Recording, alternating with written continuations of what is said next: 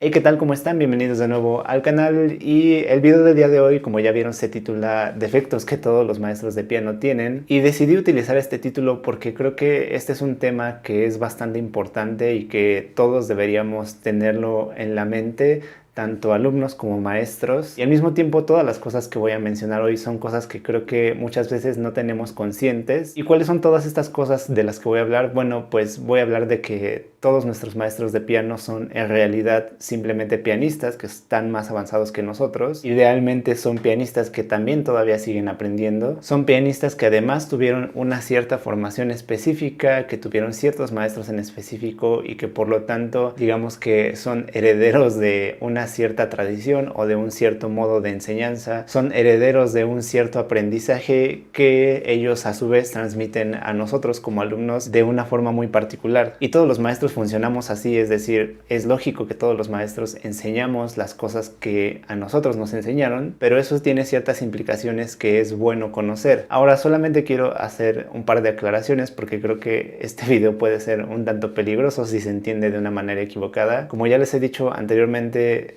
uno tiene que confiar en el maestro que tenga de instrumento, es decir, si ya te la pasas cuestionando todo el tiempo a tu maestro o no tienes confianza en lo que te está enseñando, lo mejor tal vez sea que ya no sigas con ese maestro. Y por otro lado, obviamente también hay diferentes tipos de maestros, maestros con diferentes niveles de experiencia, maestros que son mejores explicando que otros, maestros que a lo mejor son mejores tocando de lo que son explicando, y esto también va a depender mucho de la escuela en la que estudies, ¿no? Yo muchas de las situaciones que les voy a presentar en este video son situaciones que creo que pasan en, digamos, las escuelas promedio, en el conservatorio promedio. No sé si también en los grandes conservatorios como Juilliard, como el Tchaikovsky, todos esos lugares, no sé si ahí también sucedan estas cosas, pero apostaría que sí. Y bueno, para no extender demasiado esta introducción, vamos a comenzar con algunos aspectos negativos que tiene el que nuestros maestros enseñen de la forma en que les enseñaron, que es lo más normal, pero no siempre es lo mejor. Uno de los vicios más grandes que tiene esta situación es que muchos maestros enseñan y enseñamos el repertorio que a nosotros nos enseñaron. Muchas veces en los conservatorios existe este vicio de que todo el mundo toca las mismas piezas. Si tú observas a los alumnos de algún maestro, por ejemplo de tu escuela, si es que estudias en una facultad o en un conservatorio, es que probablemente te vas a dar cuenta de que sus alumnos casi siempre tocan las mismas piezas, y muchas veces son piezas que el maestro también toca o tocó en algún momento. Y en realidad esto tiene algo de sentido, es decir, uno no puede enseñar tan fácilmente algo que no haya aprendido, y obviamente vas a poder decirle muchas más cosas a tu alumno o serle de más ayuda si la pieza que están trabajando tal vez tú ya la aprendiste, si su repertorio también lo tocaste en algún momento o lo sigues tocando. Y pues en ese sentido sí, como les digo, es lógico tratar de enseñar así, pero no siempre es lo mejor y puede resultar también bastante negativo. Una, porque como les digo, muchas veces los alumnos de un cierto maestro tocan siempre lo mismo, y pues entonces todos los alumnos se vuelven un poco una copia que solo toca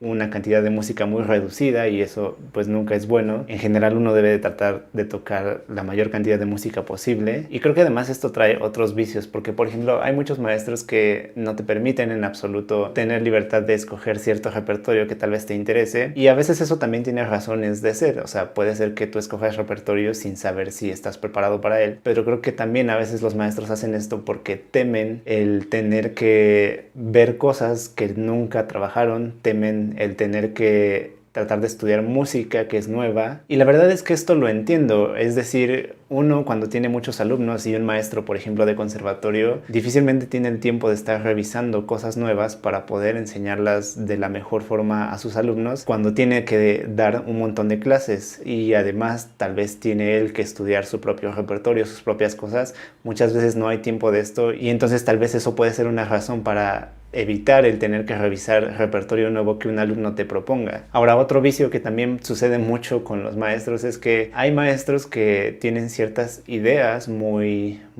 grabadas en sus mentes y que son un tanto cerrados, y son ideas que pueden ir desde cómo se deben de hacer ciertas cosas técnicamente, ideas como seguir una partitura al pie de la letra, al extremo de seguir las digitaciones como diga el libro y si no lo haces así está mal. Y bueno, al menos en mi opinión, por ejemplo, una digitación no necesariamente siempre la tienes que hacer como te diga el libro o la partitura que estés leyendo. Eso digamos que es importante cuestionarlo y revisarlo para saber qué digitación te conviene más. E incluso muchos maestros tienen ideas de qué es lo que se debería tocar, ¿no? Ahora, obviamente si tú estudias en un conservatorio, pues sí, o sea, es normal que lo que te enseñan sea música académica y que obviamente te van a enseñar a los compositores más conocidos, Bach, Beethoven, Mozart, lo que sea, pero hay maestros que llegan al extremo tal vez de pensar que, por ejemplo, tienes que tocar a fuerzas alguna de las últimas sonatas de Beethoven o que tienes que tocar a fuerzas los estudios de Chopin, ¿no? Y sí, por algo se han vuelto los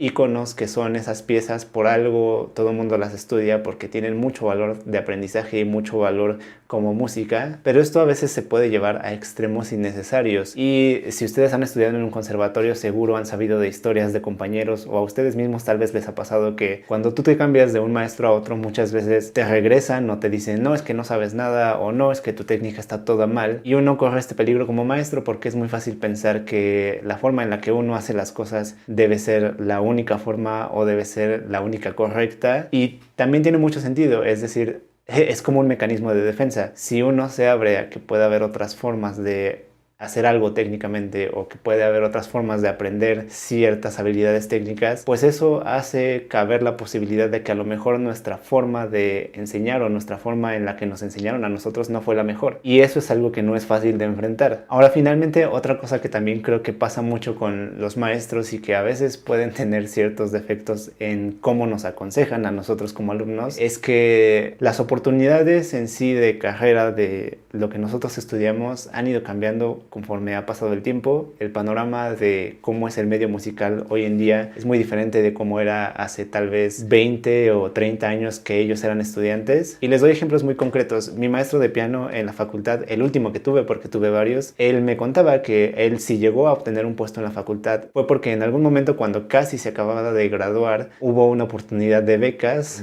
que les estaban dando a muchos mexicanos para irse a estudiar al extranjero, y como que entre comillas era mucho más fácil obtener ese tipo de oportunidades. El único costo, digamos, que tenía esa beca era que cuando terminaras regresaras a tu país a dar clases. Hoy en día es un poco más difícil, si no es que mucho más difícil, obtener ese tipo de oportunidades, y él no es el único ejemplo de esto. Hace poco entrevisté a un pianista de jazz muy conocido aquí en México, Alex Mercado, y él también mencionaba que en su momento él se pudo ir a estudiar a Estados Unidos porque justamente se estaban ofreciendo becas para eso en esa época. ¿Y a qué viene todo esto? Bueno, a que cuando nosotros guiamos a nuestros alumnos o cuando los maestros que nosotros tenemos nos guían a nosotros en nuestro camino, en nuestra carrera, puede ser que ellos tengan una cierta idea de cómo se hacen las cosas y de cuál es el camino que deberías seguir para llegar a tener un trabajo, ¿no? O a llegar a tener una carrera en la música. Y puede ser que esa idea que ellos tienen sea una idea que está fundamentada en lo que ellos vivieron, en su contexto, en cómo estaban las cosas cuando a ellos les tocó recorrer ese camino. Pero puede ser que actualmente eso ya no sea así. A mí, por ejemplo, en la última transmisión en vivo me preguntaban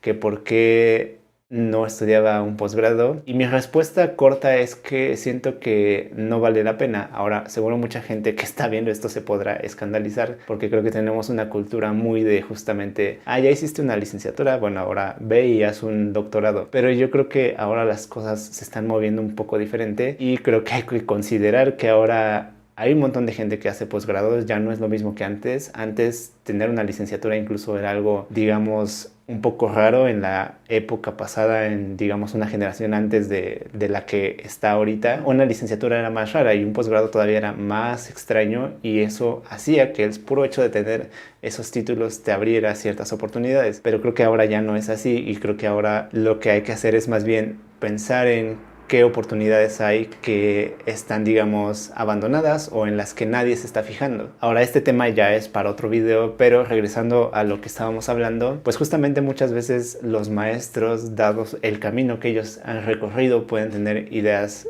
un poco falsas o simplemente ya viejas de cómo se tienen que hacer las cosas. Y bueno, ¿por qué les digo todo esto? ¿Por qué quise hablar de este tema? ¿Por qué me quise tomar el tiempo de mencionar todas estas cuestiones? Porque creo que muchas veces cuando somos alumnos no nos cuestionamos muchas de estas cosas. Y por ejemplo, yo les puedo decir que cuando yo era alumno, yo entré a la escuela y siento que aunque no era algo que pensara directamente así. Creo que sí estaba yo con la idea o la expectativa de que cualquier maestro que me tocara en la facultad iba a tener todas las respuestas, iba a ser un maestro que pues me enseñara, que yo iba a aprender a tocar el piano ahí, sin ningún contratiempo, y que además iba a seguir el camino profesional y eventualmente llegaría como sin mucho problema a un cierto trabajo o a un cierto puesto. Y ya que estás dentro de la escuela te das cuenta de que justamente hay muchos maestros que tienen muchos vicios, hay maestros que son muy cerrados, que justamente siempre ponen el mismo repertorio, maestros que tienen ideas de técnica que son inamovibles, que si tú les cuestionas algo o les quieres preguntar algo, incluso a veces se pueden ofender. Me tocó, por ejemplo, el caso de una alumna mía que cuando entró a la facultad tenía un maestro que la obligaba a seguir digitaciones que a veces eran incluso absurdas de ciertos libros de piezas, simplemente por esta idea sin sentido de que hay que seguir la partitura y hay que seguir el libro. En mi caso, por ejemplo, como les mencionaba, yo tuve varios maestros en la facultad, un poco más por cuestiones ajenas a mí que porque yo quisiera buscar varios maestros, pero creo que eso justamente me hizo darme cuenta de varias cosas, y creo que además eso también me hizo buscar información por otros medios. Muchas veces les he contado que yo me la pasaba viendo videos en internet de gente que era muy buena en el piano, que a lo mejor enseñaba o estudiaba en Estados Unidos o en alguna parte en el extranjero y hacía videos para YouTube, y de eso aprendí muchísimo también. ¿Y cuál es el mensaje importante de todo esto? Bueno, pues en este video espero que lo que se les quede es que si ustedes son alumnos de alguna facultad, de algún conservatorio o de algún maestro en general, tienen que estar conscientes de cómo es ese maestro, de cuáles son sus antecedentes, dónde aprendió. Tienen que ser conscientes de cuáles son sus juicios y prejuicios, tienen que ser conscientes de por qué enseña lo que enseña, tienen que ser conscientes de que a lo mejor él también está en proceso de aprendizaje todavía, tienen que ser conscientes de que puede ser que él no tenga todas las respuestas a absolutamente todo lo que ustedes necesitan, puede ser que ese maestro no haya lidiado con las mismas cosas que ustedes tienen que lidiar, con las mismas problemáticas. Les doy un ejemplo también muy específico. Alguna vez yo estaba en un salón de mi facultad y llegó una maestra de la facultad que era muy joven. En ese entonces yo tendría 5 años menos de los que tengo ahorita y ella tendría como mi edad más o menos. Y me decía que tenía clase con un alumno, pero que a veces le costaba trabajo explicarle ciertas cuestiones técnicas porque ella empezó desde muy niña. Para ella muchas cuestiones, obviamente en algún momento se las enseñaron, pero simplemente era muy pequeña y ella las absorbió, y a lo mejor no las absorbió tan conscientemente como si las hubiera aprendido cuando ya tuviera más edad. Entonces, pues a mí me llamó mucho la atención eso, porque creo que yo he visto justamente varios maestros que tal vez tocan muy bien, pero no saben cómo transmitir la forma en cómo debe uno de tocar el instrumento, y creo que a veces es porque esos maestros muchas veces no tuvieron que luchar con pelearse con que no les saliera algo. Muchas veces esos maestros tal vez justo aprendieron desde niños y entonces ya tiene tanto tiempo que aprendieron lo básico que ahora simplemente lo tienen y es algo mucho más natural y ya no es algo que les sea tan fácil explicar. Y bueno, entonces ya que ustedes sepan cuáles son las limitaciones de ese maestro, ya que sepan por qué enseña como enseña, ya que sepan cuáles son sus juicios y prejuicios, ya que sepan qué tan cerrado o abierto puede ser ese maestro a que le pregunten cosas, a que le cuestionen cosas, pues tienen que analizar si ese maestro es el adecuado, y más en concreto si es el adecuado para ustedes, y simplemente sean conscientes de qué es lo que les aporta su maestro. Si están bien con eso, adelante. Si tal vez les está haciendo algo falta, pues a lo mejor se quedan con ese maestro y ustedes buscan un poco por su cuenta también, o si así lo deciden también pueden cambiar y probar con alguna otra persona que tal vez se pueda ajustar mejor a sus necesidades. Pero bueno, hasta aquí llega este video. La verdad es que es un video que se extendió un poquito más de lo que tenía planeado, pero es que hay muchas cuestiones que son importantes en cuanto a estos temas, y además siento que a veces todo esto son temas un tanto tabú porque muchas veces en las escuelas no se permite o no está bien visto incluso hablar todo esto, como que se tiene el aura de que justamente los maestros son perfectos y ya, y no tendrías por qué cuestionar ni nada, y además muchos maestros se lo creen. Entonces, pues bueno, creo que es importante hablarlo. Pero si les gustó el video, denle like, suscríbanse al canal, síganme en las otras redes, están aquí en la descripción, déjenme sus comentarios, qué piensan de todo esto, sus experiencias con sus propios maestros. Si gustan pueden seguirme en Patreon y apoyarme por allá si es que les gusta el contenido de este canal, y nos vemos para el próximo video.